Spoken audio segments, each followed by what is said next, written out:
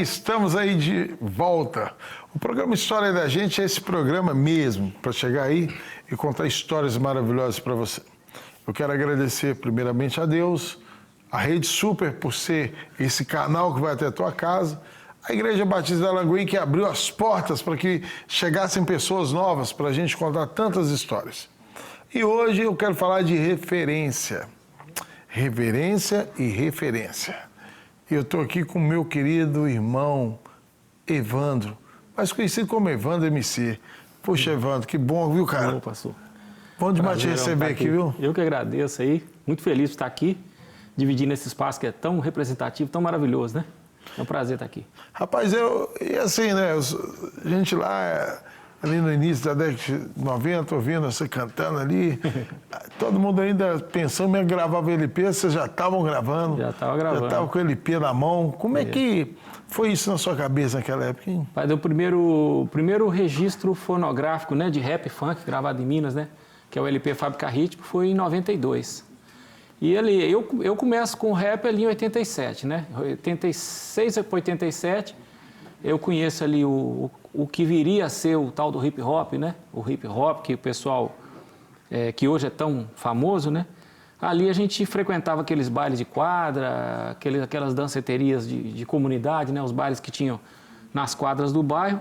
Lá na região minha ali do Alto Veracruz tinha o Santa Cruz, a quadra comercial, né? E ali a gente ouvia aqueles balanços que a gente reunia ali, os jovens se reuniam ali todo final de semana. Na cidade toda acontecia isso. Em todo lugar que você ia, todo bairro tinha uma quadra com equipes de som tocando música.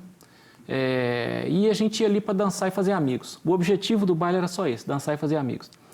E ali eu ouvia aqueles balanços, aquela diversidade de músicas, e eu ouvia aquelas músicas mais pesadonas, da batida mais pesada, com o pessoal falando no meio das músicas. A gente ficava sem entender que aquilo, mas chamava aquilo de funk pesado. Chamava aquilo de funk pesado. De hoje, então, o quê? Se aquele era o pesado, imagina, Então a gente chamava aquilo, rapaz, de funk pesado por aquela batida mais... E aí a gente foi conhecendo aquele movimento. Em 87, mais ou menos, a primeira vez que eu ouvi hip hop, falar de hip hop. Conheci o break ali em 83, dancei break ali com Michael Jackson, conheci, né, essa coisa do baile e tal, mas a palavra hip hop mesmo começou a vir ali por volta de 86, 87. Ali nós montamos o primeiro grupo de rap ali no Alto Veracruz, o Processo Hip Hop. Eu e o Daniel do rap, né? Daniel, ele é da SLU, faz um trabalho, ele está no caminhão, tal, é aquele camarada ali. Ali a gente montou esse grupo, começa a desenvolver a música rap, mas nós tivemos a sorte, vamos dizer assim, de estar numa comunidade que já era uma comunidade muito engajada, que é o Alto Veracruz, né? O Alto Veracruz é uma potência de cultura, de ação social, de mobilização, historicamente, né? Então a gente já começa ali, adolescente, com o hip hop engajado no social, engajado em intervenções mesmo, em busca de melhorias, coisa que o restante do movimento foi conhecer mais a partir mais para frente, nos anos 90, né? Ali eu conheci, por volta de 89 mais ou menos, eu conheci o DJ A Coisa, através do Cláudio da Mata, que é outro parceiro nosso. E o Coisa foi o cara que começou a ouvir as minhas músicas ali e tal, e me levou para participar desse LP, o Fábrica Ritmos. Na época, uma música melô, né? Na época, a música meio sátira assim e tal, mas que abriu as portas assim, da cultura, né? Para mim, assim, dessa cultura urbana. Depois veio a Black Soul, né? Em seguida, na época do Fábrica Ritmos, eu conheci o Lili, e aí a gente começou a desenvolver a Black Soul, que foi quando a gente gravou os outros 2 LPs, que é o Tráfico, Morte e Corrupção e o Efeito Moral, Bomba de Efeito Moral. E ali já ficava conhecido na cidade, já comecei a atuar também como apresentador de eventos, produtor de eventos, participei do BH Canta e Dança, né? Fui um dos locutores do BH Canta e Dança um bom tempo, comecei a fazer Rádio Favela também, já no início ali, ajudando ali no programa Y Rap Soul, enfim, e trabalhando na Galeria Praça 7. Então, assim, toda a rede que tinha na época dessa cultura urbana, eu participava dela de forma muito ativa ali, de 90 todo, até 2000, 2004, sempre com todo tipo de contribuição para essa cultura, de produção musical, de produção de eventos, né, de fomento, tudo eu estava dentro, tudo eu participava. E aí, vocês falavam a linguagem de uma juventude que não morria tanto igual hoje. Era diferente, né? Tinha violência.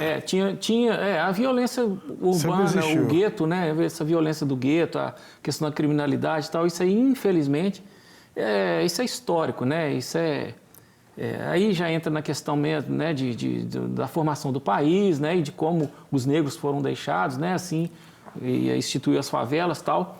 É algo muito, muito amplo, mas a questão da violência dentro de periferia, eu acho que ela se agrava muito no final dos anos 90. Assim, o rap teve um momento em que ajudou muitos jovens a sair do crime, a fugir disso, né? Eu mesmo fui um deles que, ouvindo e participando do movimento hip hop, eu me distanciei mesmo da violência, mas eu acho que a partir de uma certa época começaram a trazer o crime para a primeira pessoa. Ele inverteu o papel. Ele inverteu o papel. Então, eu narrava o crime nas minhas músicas na terceira pessoa. Eu, como alguém que não participava daquilo, que narrava ali as situações do morro. E ali não era só o crime, né? Desde o trabalhador, aquela senhora, a família e a questão da mãe solo, tudo isso era abordado dentro da cultura urbana. Acho que a partir de um certo tempo, os rappers começaram a trazer o crime para a primeira pessoa. Eu sou o bandido, eu que sou o cara, eu tenho carro porque eu, né, sou do movimento e tal. E isso fez um estrago bem grande. Você não acha que é porque também... eu participei do movimento de rap na década de 90, mas a gente escrevia sobre fome. Sim. Escrevia sobre fome, mas você chegava na sua casa, abria o armário, não tinha nada pra você comer. Era uma realidade, né? Você escrevia a realidade. Uma realidade. Você escrevia sobre tomar tapa da polícia na orelha. Aí você subia o morro com seus disquinhos debaixo do braço e trombava e tomava mesmo. Com rádio gravador, já cansamos de tomar geral da polícia com rádio gravador na mão. Onde é que você roubou isso? Isso. Aí, hoje, a gente escrevia sobre o cara morrer. Então você via amigo seu morrendo, na terceira assim, pessoa. tal. Hoje o cara escreve sobre fome, mas ele nunca passou fome. E fica uma coisa assim, bem supérflua. O cara não sabe nem o que ele está escrevendo. Eu acho que a partir de... eu falo assim, que até 2004, mais ou menos, a gente tinha um movimento hip hop. Eu estou muito cuidado para falar dessa coisa de épocas, porque por causa do conflito geracional. Eu não tenho interesse, para mim não é interessante o conflito geracional. Eu não sou aquele cara que fica criticando o jovem. Jovem não sabe ouvir música. Não é por aí. São gerações diferentes, formas de agir diferentes. Mas eu acho que até 2004 a gente tinha um movimento hip hop que ele era muito social, muito engajado no social, tinha um movimento político e tal. A partir de 2004 a gente não era partidário, né? Não era partidário, ele era social mesmo. Ele, vamos dizer, pé na porta. Depois ele começa a meio que ficar meio dominado por ideologias mesmo, questões políticos partidárias e ideológicas que começaram a, vamos dizer assim, deixar o movimento um pouco refém daquilo. Porque é onde saía uma verbazinha, entendeu? Da onde saía um cargo, alguma coisa. Então a galera meio que ficou refém disso. Nós estamos perdendo também algumas referências, né? Perdemos o Pelé. O Pelé... Pelé foi, né? Ele já tinha ido embora para Porto Seguro, estava trabalhando por lá, né? Aí depois ele volta, tal, mas ele acabou falecendo, né? Aí Normandes vai embora. Você vai perdendo algumas referências também. A gente que foi ficando depois dessa época dos discos, eu falo que essa época de 2000 e pouco é a época que começa essa questão da geração. Começa a vir uma geração mais nova, com outras ideias, e aí o mercado, aí eu estou falando de mercado mesmo, do rap nacional já estava sólido com o pessoal mais de São Paulo à frente, entendeu? E vindo, o mercado de shows de Belo Horizonte era dominado por São Paulo. Mercado de funk de Belo Horizonte, Rio de Janeiro. Trouxe show de fulano, trouxe show de ciclano. E o pessoal, os artistas mineiros mesmo, isso foi se reverter um pouco mais agora, vou colocar aí de uns 2 ou 3 anos para cá. uns 5 anos para cá, que os artistas mineiros do rap mineiro, aí já a nova geração, que entenderam isso e tal. Eu estou falando do secular em geral, mercado em geral, né? Estou falando aqui de mercado de música mesmo em geral. Mas essa época, esse final de 2000 e pouco, parece que houve mesmo um hiato, ficou aquela coisa meio parada durante um certo tempo. Eu mesmo, nessa época, eu fui trabalhar com o Jota Quest, né? Quando eu gravei a música com eles, fiquei um tempo trabalhando com eles e tal. E aí depois começa a vir a nova geração com as batalhas de MCs. Então, realmente já foi outra geração com outra linguagem. E aí a nossa já começa a ficar um pouco desconexa de juventude. E muitos dos que estavam conosco, muitos, falando de público em geral, como de artistas, começam a se distanciar desses movimentos urbanos, família, né, vai casando, outro foi para a faculdade e tal, enfim, as pessoas foram mudando o seu comportamento, o seu estilo de vida. Por isso que eu falo com você que eu não tenho esse problema de criticar a juventude, porque é uma outra geração que, certo ou errado, querendo ou não, é a vez deles fazer as coisas.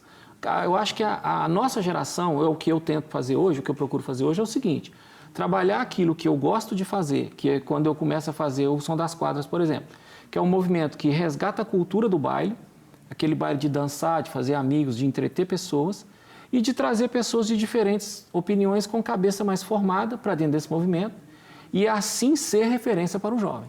Aí eu acredito que funciona, tem funcionado, na verdade. E acaba, né, cara, que o movimento rap, ele vai e entra dentro da igreja. Sim, é. E como é que você vê essa chegada do movimento hip hop no meio cristão? Ó, eu costumo dizer o seguinte, o hip hop é cultura de rua, cultura urbana, certo? Vou fazer uma comparação aqui, a cultura é da rua. Eu acho que ela tem que ser exercida na rua. Quando eu me converti em 2009. E aí eu, né, passei por muitas situações de você tem que deixar isso, porque isso não é de Deus, tal, essas coisas todas. E eu comecei a perceber que existe também um mercado dentro disso. O rapper, né, ou o cara que se identifica com hip hop, que conhece Jesus, eu acho que ele tem que ir mais para a rua ainda. Foi o que eu faço. Eu vou mais para a rua ainda. Uhum.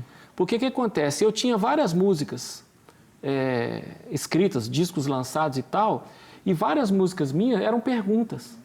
Imaginaras mesmo uma música que eu gravei em 2003, que ela questiona a questão da existência, ela questiona esse planeta, ele questiona o lugar que a gente está, né? E aonde a gente quer chegar, de viajar pelo espaço, ele fala disso.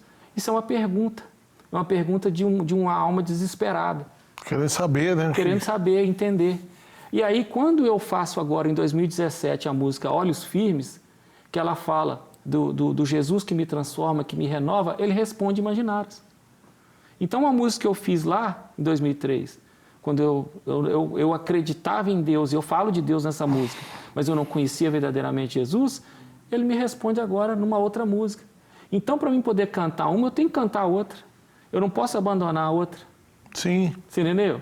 A outra é a pergunta e ela é a resposta. Você acha meio hipocrisia, então, o cara chegar, né, e falar assim, quando eu era do mundo, minha vida era assim e tal, mas o cara não...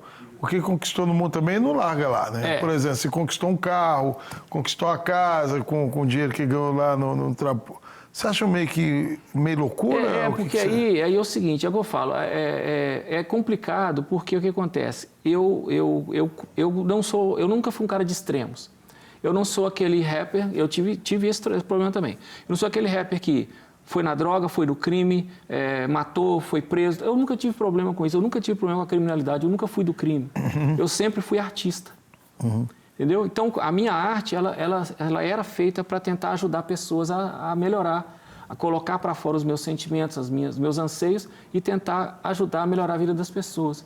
Quando eu conheci Jesus, falei, é isso que vai melhorar a vida das pessoas. Aí eu peguei todo aquele material que eu já tinha e fui completando. Família, foi dando isso, eu dei a cereja naquilo nele. Que eu já tinha. Mas eu, por exemplo, a minha roupa sempre foi essa, eu nunca tive, né, sempre foi assim, calça jeans, camiseta normal.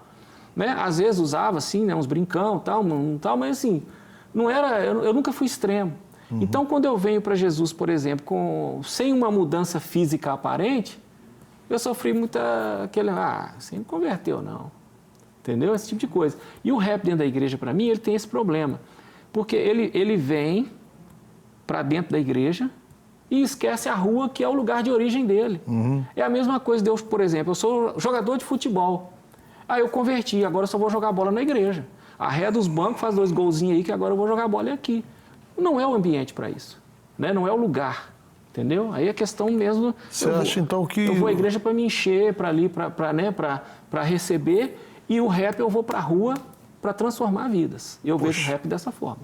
Você acha, então, que o cara que canta rap gospel ele tem que estar ali na batalha de MC, ele tem que estar ali debaixo do viaduto, do Santa Teresa, ele tem que estar inserido nos movimentos. Ele tem que estar, eu faço isso. Eu entro e saio de todos os eventos, assim, é lógico que tem a questão do lugar, né? Tem lugares que realmente não dá. Não dá. Rodas escarnecedoras. São lugares que não dá, a gente não consegue, não dá para frequentar. Mas o que eu faço? Eu crio os meus próprios ambientes. Eu crio os meus ambientes seculares. Né? Centros culturais, escolas. Eu trabalho dentro desses ambientes. São ambientes seculares, são ambientes de interação, né? de todo o público. Entendeu? E ali eu atuo com a minha arte. Aí eu tenho esse projeto, que é o Som das Quadras, que é o quê? Resgatando a cultura do baile. A arte e a cultura dos bailes. Eu coloco o som, o DJ toca os balanços ali, o pessoal vem, dança, traz a família, traz a esposa, traz os filhos, fica ali dançando. Aí naquele meio eu tenho as músicas remix, eu tenho os remix gospel, por exemplo, que é o Adore Beats, é freestyle, eletro. Coloco ali para tocar, toco ali, não preciso falar nada. Não tem um evento que não chega um chorando no final lá, estou desviado. O que eu faço? Não tem um evento. Então, quer dizer, há uma missão ali. Tem uma missão ali dentro.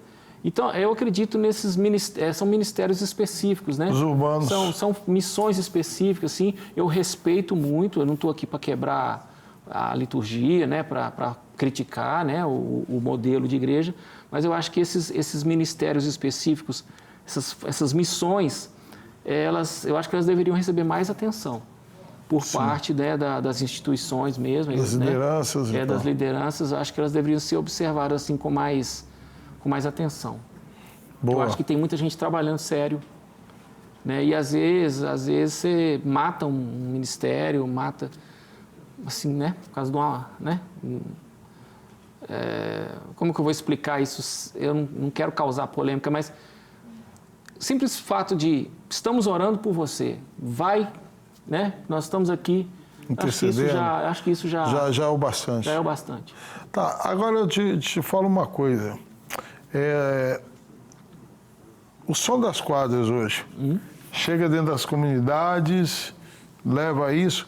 Você tem algum projeto de ensinar alguma coisa? Hoje nós vemos um déficit muito grande de profissionais de iluminação de show, de profissionais em estúdio, de profissionais que trabalham com rádio. Você tem esse projeto também? Aí que tá. Uma das coisas que... Eu trabalho com público adulto, porque o Som das Quadras ele tem esse formato diferente, porque na época, vamos falar aí de 80, 90, boa parte de 90, não existia o gospel. Não. Né? Não existia o gospel. Então, eu trabalho hoje dentro do Som das Quadras o público que era jovem nessa época. São os adultos. A galera hoje está com 40, 50, 60 anos. Mamando a cachaça toda. Aí está bebendo, está na depressão, sedentarismo, né? É o problema cardíaco, é a questão da saúde do homem, saúde da mulher. São coisas da nossa geração. São realidades da nossa geração. É a questão da violência doméstica, isso tudo entra. E aí o que acontece? Lógico, a gente não tem perna para poder fazer tudo que eu queria fazer. Mas eu tinha vontade de ter, sim, um centro um local, uma atividade, onde eu conseguisse, por exemplo, a profissionalização, essa questão técnica mesmo de eventos. Eu tenho experiência nisso, consigo fazer algumas coisas, mas a gente acaba não tendo perna para fazer, não tem recursos mesmo, dinheiro para fazer isso. Por quê? Isso exige equipamento, isso exige tempo, né? Para mim poder ministrar um curso desse, por exemplo, precisaria de um apoiador mesmo. De repente, uma TV, uma rádio que possa entrar no projeto e ceder o espaço físico para a gente vir dar esse treinamento, trazer, aí eu consigo fazer. Então, o apoiador, na verdade, às vezes o apoiador não é nem dinheiro, cara. É um apoiador que entende o tamanho disso. Eu consigo, através do Som das Quadras, mobilizar um público adulto, hoje está precisando de uma recolocação profissional, por exemplo, entendeu? Que eu posso trazer para essa profissionalização, né? Eu tenho essa experiência, né? Você me conhece, sabe que eu trabalhei na área técnica há muito tempo, com rádio, com tudo, mas tem essa dificuldade de treinar pessoas e inserir no mercado de trabalho, muitas vezes por certificação também. Muitas vezes a gente preocupa muito o trabalho para jovem e tal, e esquece que tem uma meia-idade aí que tá à mercê, não está aposentado, não está trabalhando, mas é onde está essa meia-idade. Às vezes o cara está aí faltando 3 anos para aposentar, 2 anos, por exemplo, né, e perde o emprego, vai ter dificuldade mais, né? Sim. Então, e também de dar continuidade, né? A vida, nós estamos num país que, num momento da história em que a vida hoje, ela vai para além dos 70, 80 anos. Então, você pensar que tem gente aí com 50, 60 anos aposentando, por exemplo, com saudável e que tem condição de ter uma recolocação, de recomeçar uma nova carreira, né? E sem contar que nós também estamos numa nação que está envelhecendo, né? Então, eu acredito que mais 10 anos aí, quem tiver 50, 60 anos vai ter que trabalhar e está saudável para trabalhar. Então, o Som das Quadras também pensa muito nisso. Eu penso no Som das Quadras para 10 anos, entendeu? Por isso é que eu não faço Som das Quadras em bar. Eu não faço em bar. Eu faço em centros culturais, praças, escolas. Eu não faço em boteco. Entendeu? Porque eu penso assim, eu faço o baile pode ter lá sua barraquinha lá, né, vendendo a água, refrigerante, ou até mesmo a cerveja, pode ter, quem quiser colocar, coloca, eu não coloco. Dentro da comunidade, dentro você da não vai comunidade, impedir. quem quiser colocar, coloca. Eu não proíbo ninguém de ter. E eu não coloco, mas quem quiser ter, tem. E ali, só que o evento ele é feito para dançar e fazer amigos. Aquele espaço de alimentação é para suporte ao evento. E uma biblinha do lado. Sempre tem. Agora, quando eu faço, se eu fizer na porta do bar, não. Aí o bar é o evento. Sim. Entendeu? Se eu ligo um som na porta de um bar, eu estou promovendo o bar, eu não estou promovendo o meu evento. projeto. Né? Então, eu não faço em bar por isso, entendeu? Tem essas, aí é lógico que isso traz limitação financeira, né? Tem muita gente que quer contratar e tal, eu não faço. Mas Deus tem abençoado, tem vindo bons recursos, né? Esse ano eu passei na Lei de Incentivo à Cultura, né? Então, a gente consegue, na Municipal, no edital Decentra, né? Isso, e como é que o cara faz para escrever? É simples ou não, os é complexo. É complexo porque é o seguinte, escrever, todo mundo pode escrever. Você vai lá, entende o edital, entende o processo e entra. Mas eu notei uma coisa, aconteceu comigo e acontece com outros. Quem já está trabalhando tem mais chance de ser contemplado. Então, assim, eu não entro com o projeto para esperar sair o projeto para eu fazer, não. Eu já estou fazendo. Eu já faço Som das Quadras há 10 anos. Quase 10 anos. Eles querem coisa pronta, eles não querem... a gente já está trabalhando. Praticamente os caras não querem criar nada. Mas se você for olhar, isso é justo.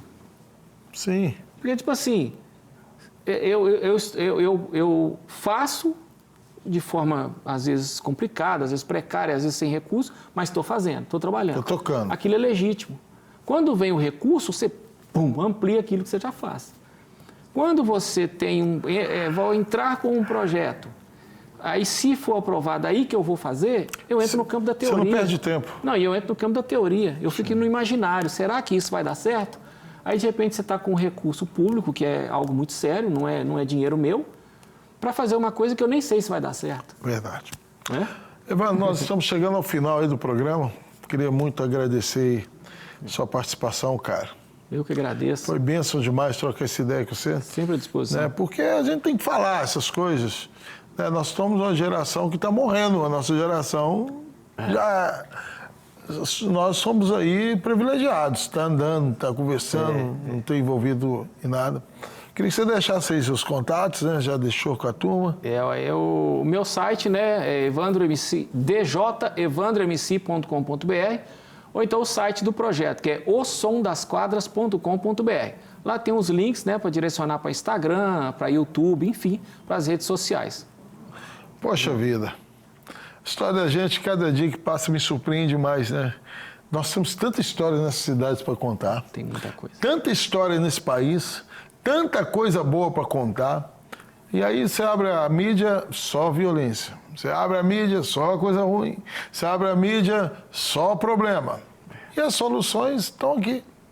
E a história da gente aí está para trazer essas coisas lindas e maravilhosas que Deus colocou. Queria te agradecer, você que está na sua casa aí, pedir você que compartilhe mesmo com os amigos, deixe seu comentário aí, tá ok? Se você puder, também manda aí sua história, quem sabe daqui uns dias eu estou aqui sentado contando tua história.